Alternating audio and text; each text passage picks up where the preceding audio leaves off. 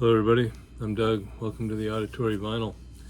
This is another episode of New Spins on old vinyl and CDs. Just where I take a look at some old albums that I haven't listened to in a long time and give them a spin. So the first one is Will Sexton, and then after I thought about it, I hadn't listened to his brother Charlie Sexton in a long time. Charlie Sexton is the older brother of Will Sexton. Can you tell they use the same album cover design? Similar stuff. But anyway, start off with Will and the Kill. 1988, Will Sexton, vocals, guitar. He only 18 when he put this out. One of the songs co-written by Kathy Valentine from the Go-Go's. They're both from the Austin area, and they met up at some point and wrote a song together, but this one went to 129 on the Billboard Top 100. One of the songs, the single Heart of Steel, went to number 28. It's all kind of the bluesy rock style. Alex Napier, I believe is how you pronounce it, on bass. He played with Stevie Ray Vaughan. Produced by Joe Ely, who also worked with Bruce Springsteen and John Hyatt. It's on the MCA label there. His brother Charlie also does some backup vocals and plays guitar on a few. Jimmy Vaughan, the brother of Stevie Ray Vaughan, who also, he was in Fabulous Thunderbirds, I believe. So he had some pretty good help on here. David Grissom, also on guitar. He played with John Cougar Mellencamp. But it's pretty good. Like I say, it's kind of got the bluesy rock sound. Doesn't sound like he's only 18, pretty talented. His brother, Charlie Sexton, put out this one in 1985, Pictures for Pleasure. His little brother Will is not on here because he probably would have only, been in his early teens.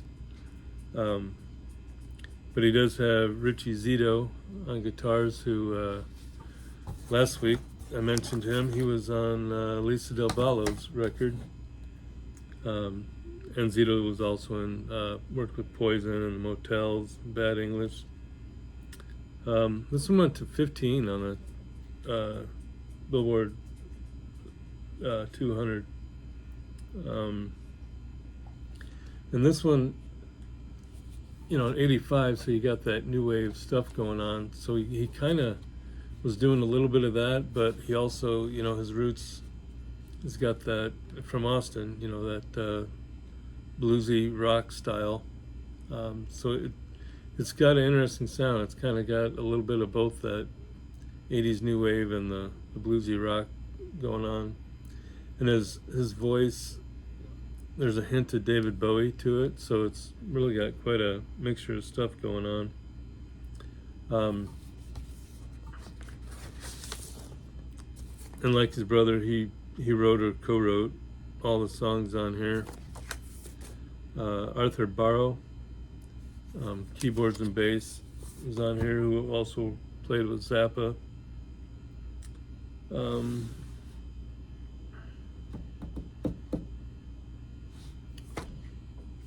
This is also on MCA, but a little bit different label there.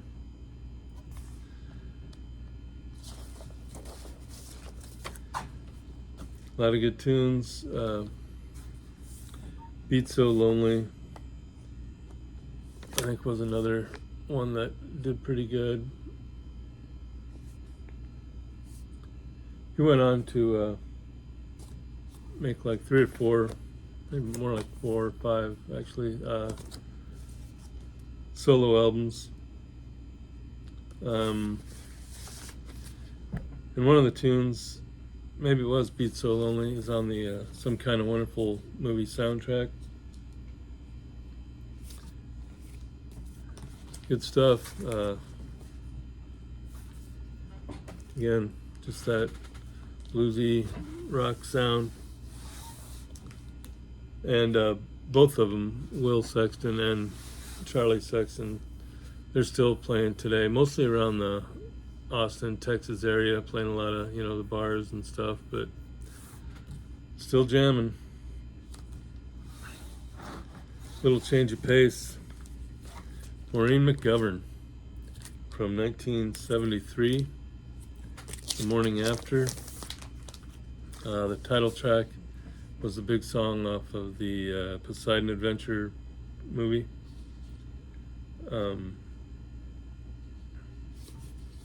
This was her debut. She's got songs on here. She wrote or co-wrote a lot of them, but she does Paul Williams' I Won't Last a Day Without You, which was a hit for the Carpenters.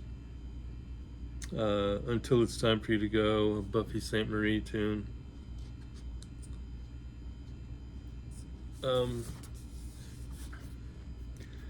The title track, Morning After, also won Best Oscar for Oscar for Best Original Song, and it was #1 on the adult contemporary charts, and went really high on the pop charts also. And then she made a few more on the 20th Century label. She made some more albums.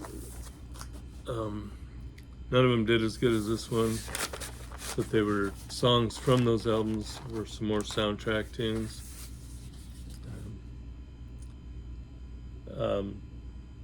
And then she did some appearances on other people's albums as, backups and stuff. But this one really was huge for her. She's got a great voice. She also did a lot of stuff for Broadway. What's the word? The stage. Then Marshall Chapman, album called Marshall. This was her 3rd album from 1979. She is kind of, I'd compare her to Bonnie Raitt. Got that bluesy country style going on. This was her 3rd album. She's made quite a few. She's from South Carolina, singer-songwriter. She also did some actressing on the Epic. A lot of the songs that she wrote were covered by Winona, Jimmy Buffett, Jesse Coulter, a bunch of other people. But really good. She's a great guitarist. The people that she's got on here, they're session players that just all of them play with tons of people around the Memphis area. The song "Why Can't You Be Like Other Girls"? It's kind of cool. It's basically a autobiography where she talks about how she went and saw Elvis when she was a little girl and told her parents that that's what she wants to do and be like, and of course, they told her, why can't you be like other girls? And then, in high school, all she wanted to do was play guitar, and didn't want to go out for sports or cheerleading. And teachers, same thing. Why can't you be like other girls? And then when she went on to the recording industry, she didn't dress like other girls, didn't sing like other girls, and they told her again, why can't you be like? So it's a good tune. A couple other songs that she kind of has fun with. Don't Make Me Pregnant, which is basically, she talks about how she's at a bar and all she wants to do is dance, and all the guys just want to, well, they're guys. But yeah, I just want to dance, don't make me pregnant. Pretty good. Then the CD, Duffy, Rock Ferry from 2008. This was her debut. She won a Grammy for Best Pop Vocal off this album. Ton of British awards. She's got quite a story, after she made this huge album that went platinum all over the world. Then she got abducted and was raped. And I know there's stories out there that, that say, well, it's not all true or whatever, but I don't know. I don't know what to believe or what part of the internet you want to believe or read or whatever. But anyway, supposedly that happened, so she was kind of out of the picture for like 10 years. And then she came back, and I think she made another album. She appeared in either the movie or the TV show Legend. She was portraying Timmy Euro. Is that right? That singer. And then when she was a little girl, apparently the authorities put her in a safe house because her stepdad or real dad or whatever threatened the whole family that he was going to kill them all. And then there's another part in her life where her house burned down, so she's really been through the shit. But the album's really good. She's kind of got a style. She doesn't sound like Amy Winehouse, but her music is kind of that style, that vibe. Her voice is a little bit like Dusty Springfield. But yeah, got that kind of soul, bluesy stuff going on.